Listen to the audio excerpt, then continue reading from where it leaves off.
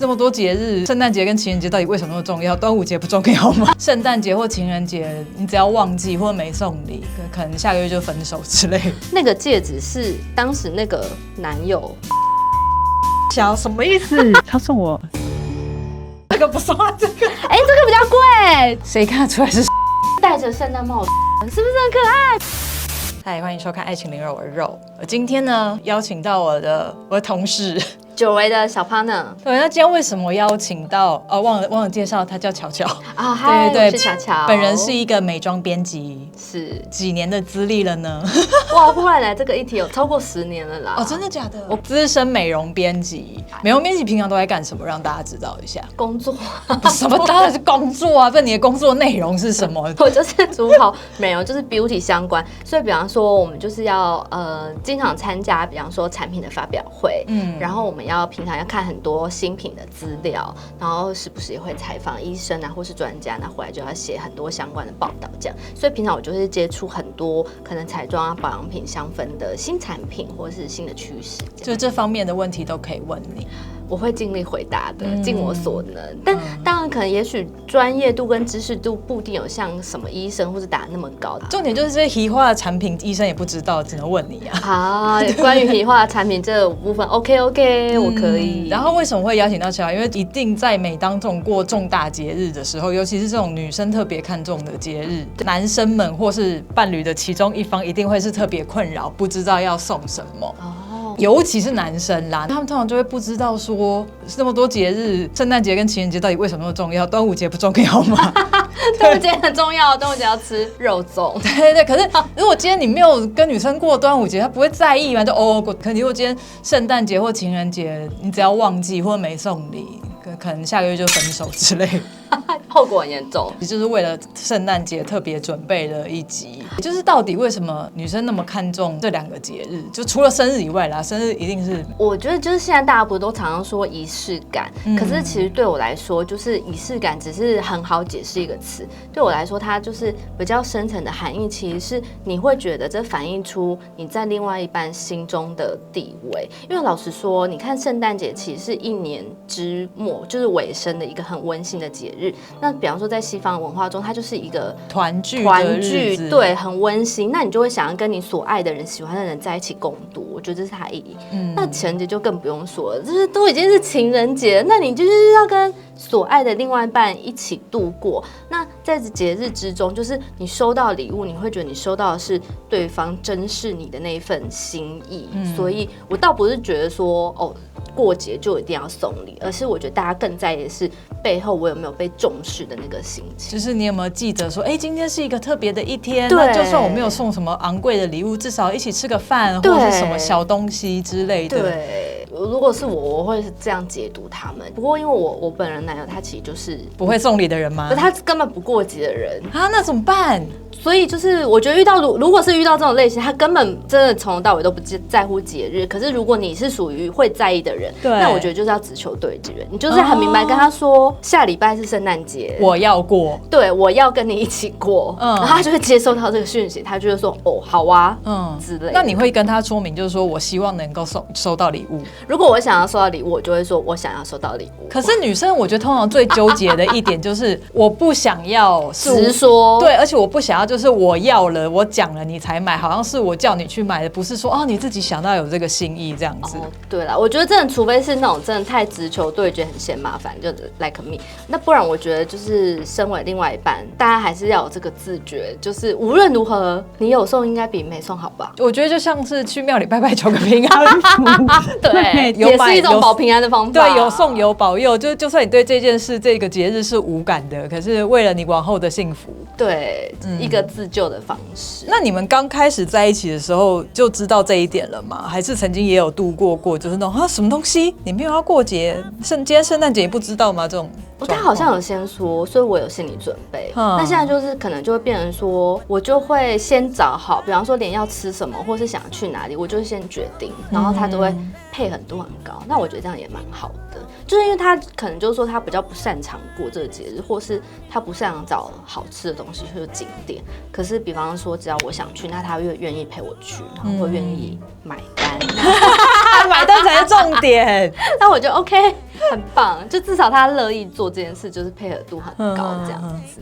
可是这样你不会觉得就是说，都我在找，都我在准备，你这个身为男人好像什么都没有做，你只是付钱而已。但是我觉得每个人擅长的东西真的是不太一样，所以就是也是要经过沟通、理解跟包容。那可能录完这一集，我就会把这一集的那个连结丢给他。有什么想要讲的，赶快现在讲。就说虽然你是这个类型，不过我们后面会提供很多建议，你也是可以参考一下，从中对学习一下。那你之前跟他说我想要收到礼物的时候，你就是让他自由去发挥吗？还是你会比如说给他一个范围，就是这5个里面选一个送给我这样子？我记得好像生日的时候，那时候还蛮惊喜的。虽然他礼物藏在某个地方有先被我看见，但是我有假装没看见。但是他那时候蛮细心的，就是因为我们刚开始聊天的时候聊蛮多，然后我男友是一个很喜欢香水的人，然后就跟我会有共通的兴趣可以聊嘛，因为我工作有很多香水。对。然后好像有几次我们聊着聊着，我就说其实我蛮喜欢某个味道，但我没有这样，然后他就有记得。所以那年生日他就送了我一罐我很喜欢的牌子，然后某一罐就是我下不了手的香水，但他买给我。下不了手是多贵重？就是也是要好几个千的那一种对，逼近快10000元。还好他对香水也稍微有了解，如果他是个一般人，然后去乱买一些，你知道直男很有可能去一些奇怪的地方买东西。所以我觉得送礼的秘诀其实就是你平常在生活中你要留意另外一半到底喜欢什么，因为我觉得相处中应该都会透露出这个讯息。肯定啊，对，你们聊他总是会说出我喜欢什么，或是你就平常都在干嘛。对，或是你就观察，比方说他平常用的大概是什么品牌，你就会知道说其实另外一半喜欢是什么。可是这样其实会不会反而踩雷啊？比如说你平常都在用的东西，不管是保养品或者美妆产品，这个范围当然是你最熟悉，对，那对他来说是不熟悉的，对，所以他如果就是没有在经过很认真的研究之下买了一个，比如说不适合你的肤质，不是你喜欢的味道，不是你的需求等等的，所以这个旁敲侧击的功夫，我觉得要么就是做得很彻底，在确定要购买前，其实我觉得你可以稍微试探性的问一下，就来个说，baby， 你最近那个是不是快用完了？你还有想继续用吗？或是那个品牌最近好像有出什么，你是不是很喜欢之类的，不经意的问。可是像收到这种，比如说你平常就有在用的东西的补充包之类的，就是等于是续杯这样，你会开心哦？因为我是实用性很高的人可是像圣诞节、情人节这种日子，你不会想要收一些特别的吗？就不是说跟我平常在用的东西一样，只是多一罐而已，我自己去买也可以啊。但我觉得你就可以挑，比方说那个同品牌的东西，但是有一些会是否节日限定，比方说美妆香氛的牌子，他们都很出节日限定嘛，圣诞节就会很多圣诞系列。或是情人节系列，我觉得那你就可以朝那个去找，因为一方面它更符合送礼的情境，然后一方面他们的设计跟包装也会更漂亮。就是说，就算是平常都有在用的，比如说保养品系列，那品牌通常也都会在圣诞、情人节出一个特别包装款、特别的礼盒包或者什么的，就会有一种不一样的感觉。对，然后你又可以确定那是他喜欢的牌子，但是他更有收到礼物的惊喜。我觉得这也是一个很好的送礼的小技巧。我想要聊一下，就是因为情人节跟圣诞节对于很多男生来说，好像是无法区分的2个节日。对，就是我如果要送出这2种不同的花样的话，男生会觉得这2个节日到底差在哪里？可是对女生来说肯定是有差的吧？对于女生来说，这2个节日想要收到的东西的那个差别，比如说圣诞节有一个温馨的感觉然后情人节就要更浪漫一点。对，情人节反而是走一个浪漫，或者你是甚至可以有点小色色的，就是你知道情侣之间的，你可以送一些性感的东西啊，或者一些情趣的东西啊，好像也蛮好的耶。对，可是大家可能不太会在圣诞节时候送这样的东西。他不能送一个圣诞老的 cosplay 装吗？也是性感，对，性感小麋鹿也是可以，也是可以。但我觉得你刚刚那个 idea 也很好对啊，因为我自己会觉得说，应该要有一点区别，会比较有趣，然后这样大家送礼也不会那么困扰。对，你会更具体一点。对，因为比如说像有一些情侣之间，可能比如说情人节的时候，就会送一些，比如说自己做的小卡片啊，或者写一些2个人之间的回忆啊，或者什么这一类的。可是这个如果放在圣诞节，好像就好像有点连不太起来。哦，对对对，懂，你才是送礼达人吧？我只是想比较多，要求比较高哎。这品牌通常在这2个节日当中做出来的产品也都会有区别嘛，就是特别系列这样子。我觉得因为情人节它毕竟就是表达爱情的一个节日，所以比方说它的设计上可能就真的会有很多爱心啊之类的元素在上面，对应的包装你就会很容易看到，比方说它会搭配花束啊，或是搭配气球，就是让大家在送礼的时候，你就可以顺便送这些很浪漫的大全套这样子，我觉得很棒。对。然后圣诞节的感觉可能是就算送妈妈、送姐姐也可以的感觉。也 OK。我觉得圣诞节会发现其实有蛮多香氛出现，可能香氛蜡烛，因为它就很适合，比方说你大家一起吃饭，你桌上可以点个蜡烛，就很有圣诞节的气氛。不是那种拜拜料理大红那个龙凤蜡烛，也不是停电的时候的那种白蜡烛之类的，是温馨，你知道那种餐桌上就点几颗很浪漫的那一种。对，我觉得圣诞节这种感觉都蛮适合。而且圣诞节就是冬天比较冷的时候，有点一个火元素的东西，又有香气散发出来，会让整个空间更舒服、更放松，很温馨这样子。那我们聊一些就是一些有趣的送礼经验好了。好啊，你自己或者是有没有听过什么样的女生朋友有收过一些雷的礼物？为此我做了市调，然后就问了一轮，就发现有些大家真的是会收到雷的礼物。我以为现在这个，因为现在这个时代，他不是都会做足功课，或是现在资讯比较多，应该不像10几20年前。对，但原来还是会有不然踩雷，来个送花。比方说，我其实就是蛮喜欢收到花的人，但我有朋友就是他是收到菊花花束。你是说在特别节日吗？还是可能情人节？我想说，花那么多，你为什么偏偏挑菊花嘞 ？Why？ 男友吗？太尴尬了，我就以至于我无法继续问下去。我想说，男的的 idea， 对啊，送菊花这个，应该还是他其实就是追不到他，想要有可能。对啊，你应该要继续问下去了，这太有趣了，这蛮狠的，想知道是不是？我超想知道，你去问。好，我继续问细节。你自己有收过什么吗？我觉得，因为我每次都是那种直球对决派的所以要么就是大家就会，可能我想买什么，就请他帮我一起分担；要么我就会说我想要什么，他送给我。一起分担这个点真的很直接，因为我有一群好朋友。然后在我生日的时候，我觉得他们都超棒的，因为可能就大家都这把年纪，真的也很怕送你不喜欢的礼物，对，所以每年都是我决定好，我就说我最近想要什么，大家如果有，你会放在一个公告栏上面，就我会在群组里面贴说，我最近很想要这个，那大家如果 OK 的话，就可以一起赞助我这样，他们都会好抖内就一起帮我share。你说就比方说我们那个群组有5个，那他们5个就会帮我分掉那个钱，这样就是会Line Pay转账给你。对，不管是Line Pay或是银行转账都可以，只要能给我钱的方式我都收，现金也 OK。这是一种很有趣、很直接又很有爱的友情，大人的友谊。对。然后我觉得超棒，但因为这个真的是很深厚的友谊，这是很不容易，很不容易。对啊，我还有听过很雷的收礼经验，这个真的也是朋友贡献经验。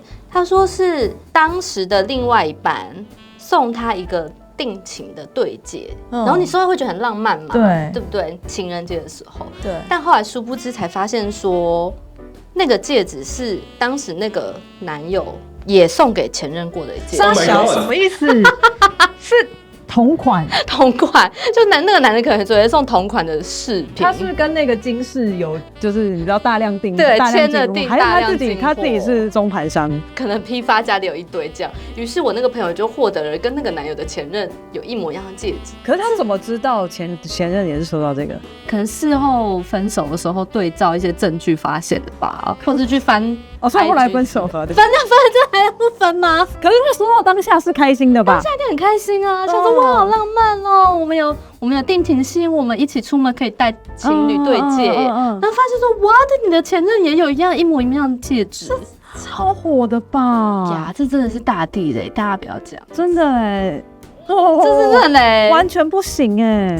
我要贡献一个我自己的，就是我曾经在高中的时候，就是谈过那种小恋爱，然后当时的男朋友也是高中生嘛，然后高中生男生哪知道要送什么东西，然后那时候好像是类似情人节，我有点忘，他送我玉镯，该不会是什么传统阿嬷戴的那一种绿色的，然后这样子。等一下，那真的是他阿嬷的吗？我不知道，我也不知道该怎么问，我就是一个傻眼。那会不会是那海儿的浪漫？他说我把我家的传祖传家的吗对我就要给媳妇的玉镯都先拿来就是送你了了耶，就是你了，然后后来2个月分手了，应该不是那么贵重的，我记得好像是他去买的。对，那为何是玉镯呢？我觉得可能或许在他家他看到的女人都是戴玉镯，所以这对他来说好像是一个就觉得好像女生会戴的装饰品。对，然后又是一个认真的，不是那种好像随便什么手编的或夜市买的，是认真没错啦。可是收到当下真的就我才16岁，戴玉镯去上学了。但他搞不好跟上现在的潮流，现在大家不是手上都戴那个什么水晶手链？水晶跟玉镯差很多好不好？因为水晶至少有点颜色，还是可爱。也是吗？那玉镯是那种就是翠绿，真的一圈的那一种。对，翠绿白菜那种绿，然后好贵气哦。对，就是。对，我那时候就觉得说，如果我今天是45岁以上，我收到或许会比较开心，对，或许真的会戴。但10几岁少女收到，可能真的会觉得，就我该怎么办？对，我真的要戴，我戴去学校超丢脸，真的超丢脸哎。可是我那时候就是爱，我也没有爱，可是我是比较不好意思让人家伤心的人，所以我就硬戴了几个礼拜之内，我真的受不了，然后就分手了吗？对，好像是对。当然不是因为是玉镯的关系啦，不过他也这也是蛮厉害的，让我记到现在。你有收过手作品吗？好像比较少，没有印象。因为我现在回想起来，就是我当年也收到过，就是当时就是是好朋友，可是可能有些暧昧，然后他就是做了亲手做的，我其实有点忘记是手折的星星还是纸鹤。那因为我当时我比较惶恐，1000只那样子吗？它好像也是满满一罐。那当时我有点惶恐，因为当时我就觉得我们是好朋友，就是我没有额外的感情，所以我好像退还给人家了。但是我事后现在回想起来，我觉得很感人呢。它很大一，就是一大罐啊。我现在觉得好感人哦。我觉得那就是一种纯纯的爱，然后你要想，就是小男生愿意为你一个一个折那个，好浪漫哦。可是他是那个意思吗？还是说真的就是很好的朋友想要祝福你什么的？当时应该就有点类似告白，对。但是我就是非常的感谢，直到现在。感谢这位男孩。你刚刚讲纸鹤，我忽然想到，我也是，我不知道为什么我小时候的时候收到一些真的很奇妙的东西。这个经验我记得不知道是国中还是国小的时候，有一个男孩同班同学，好像是在寒暑假之类的时候，不知道为什么邮寄了一个信封给我，而且我平常跟他也没有特熟。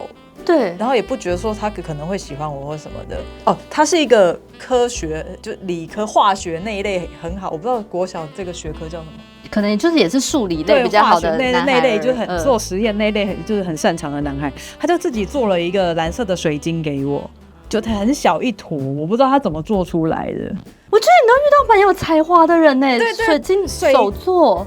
对，那我不知道是真的是叫水晶还是什么，可就是他自己在那边，你知道弄提炼还杀小弄做出的一堆化合物，对。可是因为它没有特别包装，然后装在那个信封里面寄来的时候有点碎掉，然后倒出来的时候，如果是现在收到，我可能会觉得说，是绝命毒师吗？现在说要小心，会想说有毒吗？这是什么？可是就是小学时候收到，就是我要拿这一坨蓝蓝的东西，真的干什么？然后它里面就附的信也是一些意味不明，我不知道它到底什么意思，为什么要忽然送我这个？哇，你小时候感觉也是，就是一些很奇妙的阅历丰富。对，小时候大家的送礼都好有创意哦，都不是现在会听到的。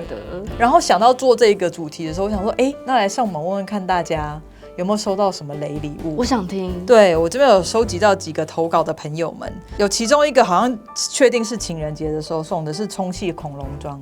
就是大家万圣节的时候会穿出去要糖果那一种，那感觉他就是万圣节用完留到情人节送你，是不是？有多不用心？还是另外一半想约你一起扮成恐龙出去玩，或恐龙 play？ 对，恐龙 play。也太高难度，那还要下面开个洞，有点困难。对，而且充气感就是会找不到正确的地方。对啊，可是这个是我认识的人，然后他的个性也是有一点怪怪的、康康的，所以我觉得或许这还蛮适合他的啦。对，然后另外还有一个是送事物饮，事物饮就是走实际路线，实物路线，可是好像有点太太日常，我觉得会不会？对，因为这个感觉其实日常就可以送。哦，对对，就是平常你今天好像比较累，或者说你好像生理期结束或什么的，对，也是一个关心。只是情人节可能那个心意要再亲自熬一锅给我好了，或者说送你1年份，1年份 OK， 一次买来1年份，这样一卡车这样，给我兑换券，要放在哪里？事物只能就是经期后喝嘛，对不对？对，但是也要记得看体质，也不是所有的体质都可以喝食物。喝之前咨询一下中医。对对对，我觉得这是这个男性朋友要注意的。就大家可能觉得贴心说哇送你个事物或什么，就刚好你女友是不适合，一喝血崩的那种。对，也有可能。对，所以送这之前要真的要多了解。没错。对，然后还有一个我觉得很妙，就是这个好像不是什么情人节、圣诞节啊，这个是交换礼物。可是我觉得因为太特别了，所以我把它放进来。他说那个烧金纸的金炉，然后还没有附盖子，因为盖子超过预算。盖子跟炉子是分开卖的吗？我不知道，我以为是一套的，我现在才知道其实可以分开卖。哇，原来可以分开卖！他就跟那个商店的老板讨价还价，说我预算不够，可以就放我下面就好。这个交换，这应该是那种交换礼物，然后说好主题是那种垃圾礼物吧？因为这个太震惊了，我就问他说这什么状况？他说因为那人是水瓶座，那就理解。对，因为本人也是水瓶座，我可以理解，也有可能会送出这种礼物，非常有可能，而且会很自豪。然后尤其是可能在一些大家没有要跟你恶搞的交换礼物的场合，也送这个，就会觉得靠，我超厉害，震惊超特场。对，哇哦！我记得我有一次去朋友的生日趴，对，然后那朋友就是还就是包了整个夜店那小的那种小的 pub， 不是那种大间的，然后就是一个感觉应该要时尚一点的场合，对，然后可我就是不知道要送什么，然后就到门口之前已经快要空手了，我就觉得很尴尬，赶快看一下附近有什么，刚好附近有一个卖西瓜的卡车。是那种大的红色西瓜，然后我还因为就不想花太多钱，我不是买整颗，我是买1/4，颇好的，这也是预算不足，还不是切盘给你就是就是1/4，对对对，然后捧着那个，对，然后我就捧那个西瓜，说我红白说要带走到夜店，然后说生快乐，然后我朋友傻眼，然后就那你拿给bartender看他会怎么用。我觉得不错，现场请，对啊，切给大家吃可以调酒或什么之类的嘛。对，我也是觉得说，我真的是脸皮也是够厚呀。谢谢那个西瓜摊车，让你没有空手去。对，你觉得哪个比较惨？空手还是有收到西瓜？当然是空手啊，西瓜其实蛮好吃的。对啊，而且这个人应该会永远记得我吧？就搞不好过多年后，他跟别人谈，就会说你知道某一年我生日的时候，在夜店刷西瓜，他送我1/4个西瓜，而且是一个女生送的。我觉得然后我还特别就是去上网搜寻了一些，就是国外有一些网站在讲说，圣诞节啊、情人节啊，或者什么，就是特别不应该送女朋友或者老婆的。有什么？有很多他就说。我只有传统习俗中听过一些，来个不能送伞，因为就是会那这很传统。伞对，传统不能送鞋，因为它会跑开，除非你给他1块钱。这个可是现代人有在知道这件事吗？是我们比较早期的人。那他列出的禁忌是他说的就是你不要送，比如说那叫什么礼物卡，那个礼券。Why？因为女生都会希望说你是有用心。对，那你如果真的给3000什么搜狗领券，或者就觉得说，你觉得这样打发我就好，不用特别挑一下或选一下。那我 OK。你是真的很实际的人。对，我就觉得我可以拿去买我喜欢的东西啊。真的你收到大家不会觉得就这样可是那个开心程度还是有差的吧？跟送你一个就是他真的。用心为你准备到你又喜欢，对，当然有差。对啊。但是我觉得，因为现在很多人就怕踩雷啊，立刻打一个安全牌。但对啦，的确这个就比较不。对，那就是有没有用心的差别啊？因为怕踩雷，所以要用心的去收集资料跟去观察。那如果他根本连收集资料跟观察都懒了，然后就想我觉得礼券这个蛮喜欢的，那感觉很像是怎样 Sugar Daddy 还是什么？但礼券如果是30万，我可能也会飞上去。可以，没有问题，请。都是30万 7礼券，也 OK。就康士美也是还是可以买，而且7礼券可以用在那个统一时代百货。对我现在有在帮他打通路广告，欢迎 7。好啦，对啊，大家如果有想要送礼券也是可以。还有什么？还有，就是呢，哦，你不能送一些跟那个身体相关的，比如送体重机啊，或者是那个什么健身房的会员啊。或者说什么健身器材，会微微有一点身材歧视的概念，或者说就是你现在觉得我胖了吗？很嫌弃我咯？你觉得我应该常常量体重吗？对，我觉得这不太该收。我不知道，除非你可能今天真的身材超好，或者是你本身就是一个跟运动相关的人，或者是运动狂或者什么的，可能一般正常人收到都会有一点这种就是什么意思？对，收到体重计，我可能就会想说。什么意思？可是男生可能就会觉得说，这是为了你的健康啊，又太实用了。对，就是这个实用跟戳到人的那个界限，好像会很难拿捏哦。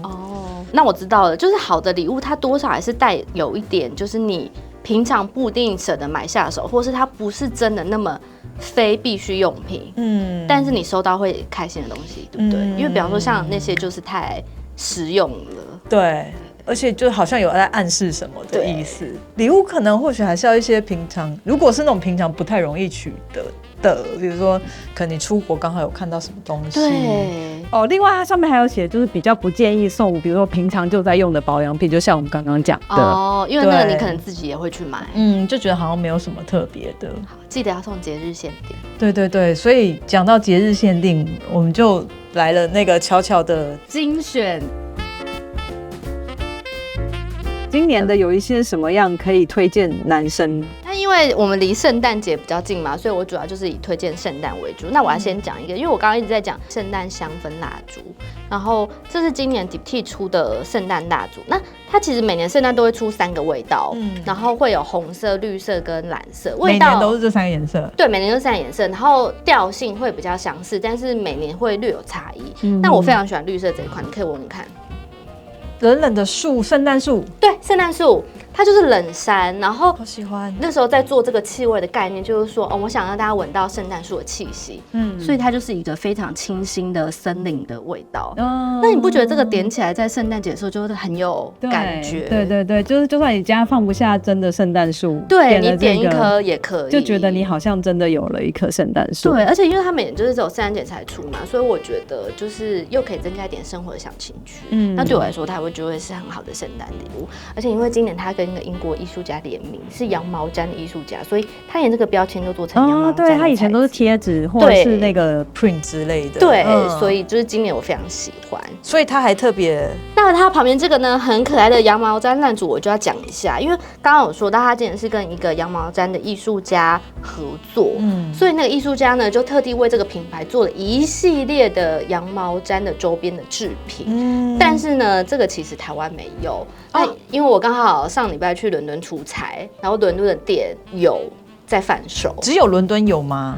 巴黎好像也有，就它可能有某几个点比较重要的旗舰店概念有卖这样子。然后我就特别去朝圣，然后就把它带回来。那我就在想这个概念，就是像你刚刚提到的，有些东西平常不一定买得到。我可能是出国，假设我想起来，这个朋友他很喜欢这个品牌，或是他很喜欢羊毛毡，那你就帮他选购一个。这个不说这个，这个比较贵，这个比这个贵好不好？真假？这个超贵，这个要100英镑，你买得下去？我就太喜欢了。那你看，假设是我收到这个礼物，我就是可能也会飞上天，就很可爱呀。然后你错过这次之后就没有了。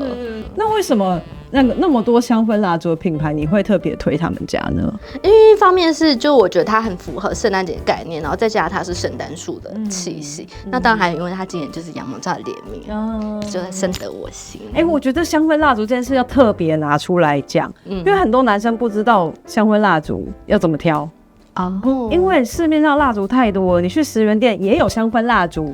对，而且男生会不懂比较厉害的品牌、厉害精致的品牌的味道，跟10元店就买得到的那种的味道差别在哪里？10元店可能就是些玫瑰啊、薰衣草啊，可是点起来就是一些很化学的味道。对，好，我觉得好的香氛蜡烛，其实如果你真的要觉得比较安全，那你就是找大品牌，百货公司里面的，对，或者你上网 Google。就是一些可能香氛迷之间讨论度比较高的品牌的蜡烛，我觉得他们至少就会有一定的品质。对，就比方说来个价格带，也许是个区分。那价格带区分不是说我们一定要送贵的比较好，而是的确就像你刚刚说的，有一些是攸关品质的问题。因为比方说蜡烛，它的基底也有分很多蜡，比方说比较好的蜡烛，它可能会用大豆蜡或是什么的，那它烧起来就是一方面气息对人体就是也比较没有负担，然后它也比较环保，然后再加上它，比方说像 Diptyque， 因为它本来就是做香水香氛起家，那它的蜡烛点起来也是很有那种调香味道，它味道闻起来就会特别的有丰富感。有没有什么几个品牌可以给大家参考？比方说像 Diptyque 就是我爱牌嘛，那蜡烛还有什么 Le Labo 啊，Le Labo 蜡烛也很有质感，大家会喜欢。Ten Apothecary 底下的品牌的蜡烛 Ten Hope 的都可以去找，我觉得品质都非常好。Banfold 的我也很喜欢，Banfold 就是都是精油调香，但是因为点起来真的都是又香，然后又好闻，气氛可以营造很棒，绝对不会有让你说的置身在厕所的感觉，那些点起来都是置身在花园，就是比较精致、有层次、有质感一点的味道。我们这样讲，对，我比较对香味没有研究的男生，或许闻不太出什么差别，就是香跟有香跟没香而已。对，可是你如果要送女生的话，我觉得真的要稍微研究一下。对，那另外一个就是一样是从观察点出发，就如果你发现你的另外一半他可能平常用一些香水的习惯，那其实香水多半都会出蜡烛，比方说什么迪奥啊、娇兰之类的。多半他们其实香水、香氛蜡烛都会同时出，那你就可以用他的爱牌去找香氛蜡烛。我觉得，对，我觉得这也是一个很好的点。就不要乱买香味耶。对，不要买你真的我不知道，从来没见过。可是会不会对他来说从来没见过牌子太多了？有可能。对，你就是要么找讨论度很高，百货公司可以看到，要不然就是从我觉得另外一半你本来就喜欢的牌子下手去延伸，而且真的要很去了解对方喜欢的味道。对，因为像我就是很不喜欢很甜的味道那一种啊，那种很甜我一闻到头痛这样，我比较喜欢就是这种草木清新类，然后清新，对，就是绿绿的感觉的。对，那如果这种东西送不对了，我要拿来要干嘛？没错，我放在家里，我又不想点，要转送人吗？那万一你下次来问说，我上次送你蜡烛，或者是说你点完了，对，或者是说，怎么都不点，然后硬点，然后一点就不舒服，真的。所以我觉得圣诞树超安全的，这个味道几乎没有人，应该没有人不喜欢圣诞树的味道。对，因为你喜欢过圣诞节嘛，那你就喜欢圣诞树。对。然后第二个，我觉得也是偏有一点小实用但可爱。我们讲这个好了。我刚以为是那种某种什么饼干还是糖之类的。那你有看出它是什么造型吗？它是那个兔子吗？它戴着圣诞帽的兔子，它也是可爱动物，但它不是兔子，它是水豚啦。谁看得出来？你可以给镜头看看，这样够近吗？谁看得出来是水豚？它是戴着圣诞帽的水豚，是不是很可爱？超可爱的吧？为什么会选水豚呢？因为水豚最近很受欢迎，我也不知道。是真的还蛮红，蛮受欢迎的。它其实是Lush出的气泡蛋。那Lush也是一个非常重视圣诞节的品牌，所以他们今年圣诞节就出了一系列周边商品。那我觉得有时候大家不一定有那么多预算，那也许你就是可以小小挑一个。对，这样小小的。对，收到蛮特别，也会觉得蛮可爱。对，而且你也用到，泡澡可以用。然后你看它还戴圣诞帽，超应景的。然后重点是，如果你们会一起出去旅游，然后有个浴缸，那丢下去一起泡澡，然后就看这个水豚消失在里面，溶解在里面，然后它还会发出咻咻咻声音。真的假的？会咻咻咻？会微微啊，因为它是气泡蛋，然后那个浴缸的水面还会染上那些色彩。两个人就裸体手牵着手在浴缸旁边看它咻咻咻，然后我们什么时候可以进去？你不失为一个浪漫，你可以在里面好不好？跟他一起咻咻咻。我闻一下它是什么味道？有点那个柑橘类吧，果香。这个不会太夸张哎。对啊，它还出了很多造型，比方说雪人啊、姜饼人啊、那这样真的超可爱，也可以一次买好多个，实用又可爱。而且这个一个单价不高，对不对？对，把整个圣诞组合都买起来，然后一天用一个也蛮可爱。有本事你就是买。有本事酱香是不是？谁要买不起的？你就买31个，从12月1号泡到12月31号，天天都用不同的。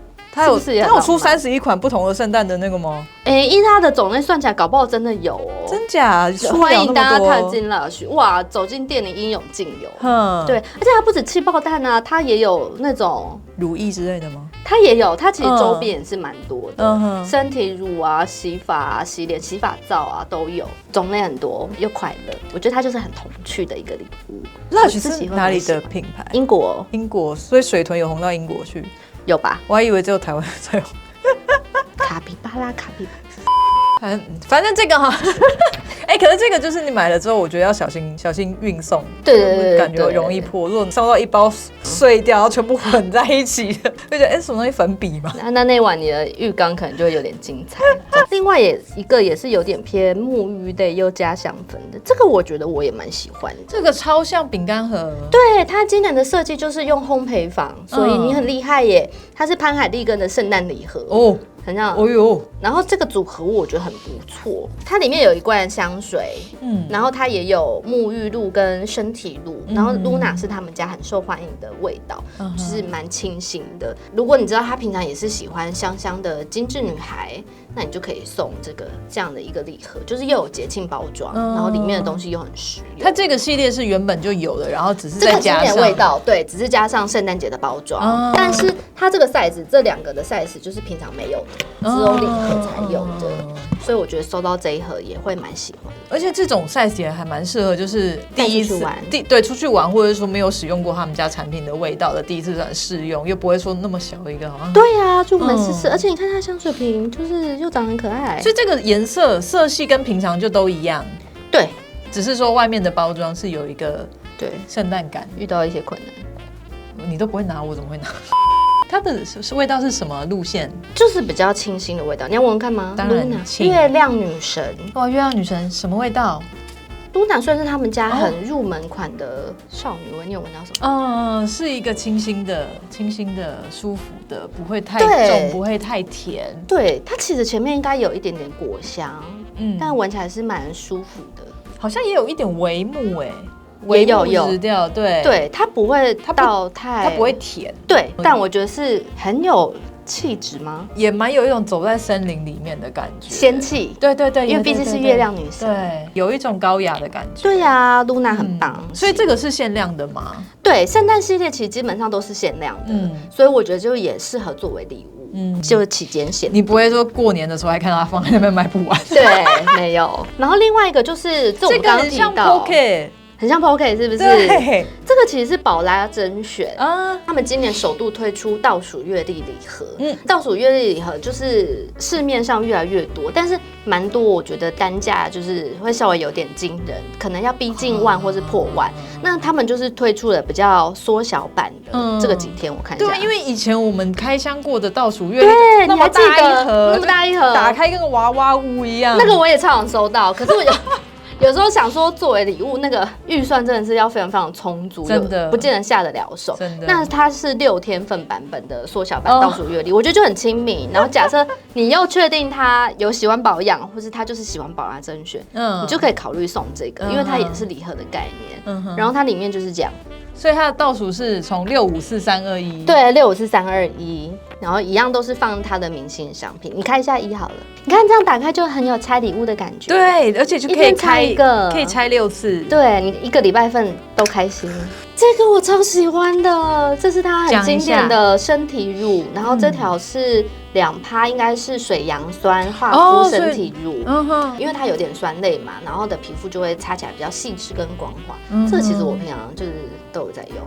很建议女生，因为常常大家可能保养脸部比较会容易忽略身体一些，你知道关节啊，就可以擦在手肘、膝盖这些地方，一些屁股后面，还有背也很适合，对，这样就很方便的，就是不用自己在那边擦刮布撸或什么的。对呀，然后其他它脸部的明星商品也有在里面这样。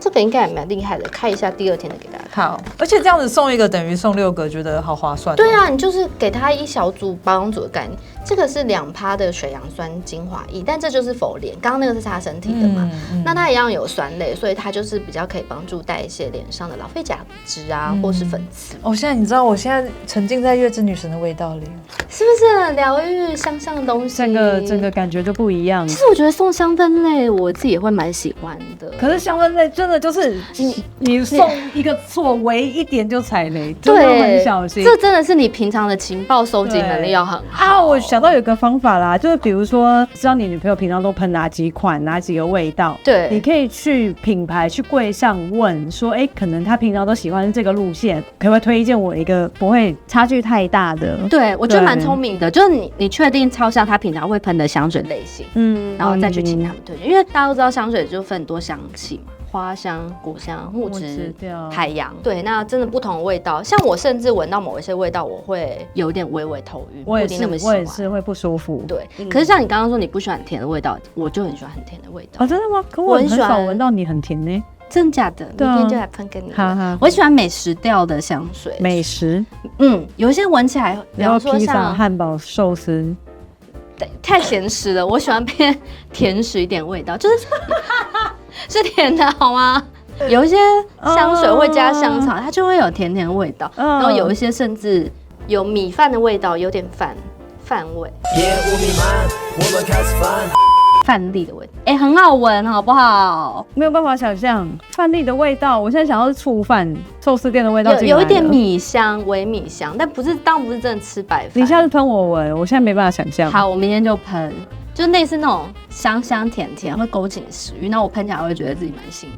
你喷了不会一直很饿吗？一直有那种有时候会，但是那种香水我觉得很适合冬天喷，因为夏天喷稍微会有一点点厚重，因为夏天可能不喜欢那么甜腻的感觉，但冬天喷你都会有种哇，就是很温暖的感觉。所以我觉得我们这边也跟大部分的男性朋友讲一下，比如说像香氛或是保养，其实都有分季节的。对，比较不适合在冬天收到一些比较适合夏天去海边的味道，或者是说冬天需要保湿，可能你去送一个清爽类型的产品。就送这种天生使用类的，你真的是要很观察另外一半的保养习惯跟使用习惯。然后还有一个，我们把它放压轴了，这蛮可爱的吧？它是一个产品还是一个装饰？它是一个装饰，也是一个产品，它兼具两者。你看得出来它是一颗橘子吗？呀，他们说这是一颗诚，因为要真心诚意献给你有没有？所以他就设计这个折页的设计，然后你可以把它吊在圣诞树上。是爱马仕，是爱马仕。所以如果你想送一些有精品感，但是预算不一定有那么高，你可以考虑爱马仕也有出 beauty 类的商品。你看，我们来打开这颗，它的商品在哪儿？在这，你可以把它打开。我以为它就是一颗球，哎呦，它里面藏着这个。这个好顶端也有爱马仕的 logo， 打开来护唇膏，实用吧？超实用。冬天因为嘴唇容易干，又不会踩雷，大家都需要擦护唇膏。你如果很 confused 他喜欢什么颜色的话，护唇膏绝对没错。对，而且又有高级感，对，拿起来很有质感。然后它本身又可以当成圣诞树的装饰。对，就是拿出来之后还可以继续挂上去，橘子还可以一路用到过年。对，大吉大利，好会哦。对啊，你这样就可以拥有人生中第一个爱马仕。你偷透这一支多少？我都加这一颗，3000出头。不加那颗，你说只买这支，对，只买这比较便宜。那可以只买这个吗？可能不行，因为这颗里面就是会藏着这个整组，好吗？去柜上跟小姐姐，我只想要那一颗。我可以帮我这颗。这样挂着真的很可爱耶，摆在一起好开心哦。这些我觉得真的是很值得推荐的基本方向。对啊，就这几个我就是真心在挑，就是我收到我也会开心。有没有一些什么样不懂女性用品或品牌的直男们的送礼基本原则？就其实我们刚刚前面应该陆陆续续有提过一些。第一个就是我觉得就是你可以用符合这个节气感，就像你刚刚听到的情人节，我可能需要一些比较表达爱的东西，那我觉得可能饰品类、花束类，然后第二个其实我自己归纳是实用工具类，但不是像体重计那一种工具，然后也不是你要叫对方做事情的工具，你说那种榔头那，或是吸尘器。因为我有朋友跟我分享，他就说他现在最想收到的礼物其实是一台新的 MacBook， 然后里面还灌好了他会用到的 App， 这超棒哎。对啊，然后我就觉得这个很可以耶，就是如果男生通常对电脑类对3C 类比较了解，就可以朝这个方向去入手。对，因为女生会需要嘛。我们今天为什么不讲那个 Apple？ 没有啦，应该找。对，因为女生通常对这方面都比较不懂，与其她自己买了然后再问你，或者再拿去灌或者什么的，你就帮她准备好这样一个。对，然后你连她会用到的东西都先帮她安装好。对，然后这样就很简单，你只要上面随便粘一个粉红色的小蝴蝶结或什么的，就很有感觉了。对啊，就是这个超棒的，这很棒。你此刻送我一支新手机，我也会很开心，因为我工作需要，常会要拍摄或者是干嘛之类的，我会觉得。开心。然后第3个，我觉得是浪漫贴心类，就是要观察出对方需求，他真的想要的。然后我不晓得你以前有没有听过有一类的礼物，但我不确定现在还流不流行，是有按摩券吗？呀，对，那不是只有小孩才送爸妈的东西吗？兑换券类型。但是那个兑换券里面，你可以很多元，来可帮你按摩券，帮你打扫券。我以为要说帮你打什么，打什么？我的节目比较适合打什么券也可以在里面，不准阻止我券也可以。那因为我有朋友是已经有小孩的人，他说他其实最想得到的礼物是来个老公把小孩带出去，让他可以自己完整一整天。那也许你就可以得到一个我只想一个人的券。你观察他生活中需要什么类型嘛，你就把它做成一本兑换券，他可以随时使用，很贴心。我自己是会蛮喜欢的。对，因为有的人可能他真的不需要什么东西，他就是只是想要这些小自由。对，而且这也真的就是一个贴心。然后有的人或许他想要，可他不好意思开口，就是你能理解到按摩吗？或者说你今天可不可以带小孩出去或什么的？对，而且那个就是一两岁有个小仪式，那你就不能拒绝他。对，我觉得这个收到会哭会吗？对，是开心的哭，不是不是崩溃的哭。我也是蛮吃这一套的。我的确有收过我觉得很棒的礼物是。也是朋友们，他们就也是几支合送了一本按摩券给我，可能就是可以5次全身 SPA 的那种。我也好喜欢哦。那我来跟我们那个情欲按摩的朋友说，他也可以出券好了，是全身加更深入的地方。而且你可以跟你男朋友一起上，这样男朋友学会了，就是你们回家就可以。每次我学什么都是快乐到他，好不好？对，所以他学这个是快乐到你啊。好，叫他去学。这个很推给就是女生带男生去。好，今年的圣诞节礼物。今天很谢谢乔乔，希望大家都可以得到一些完美送礼的灵感。对啊，就是真的要想清楚，对，好好送礼。对，今天的提供的一些方向或是一些产品都可以大家参考。那就在这边祝大家圣诞节快乐，圣诞节快乐，送礼不踩雷，保你平安。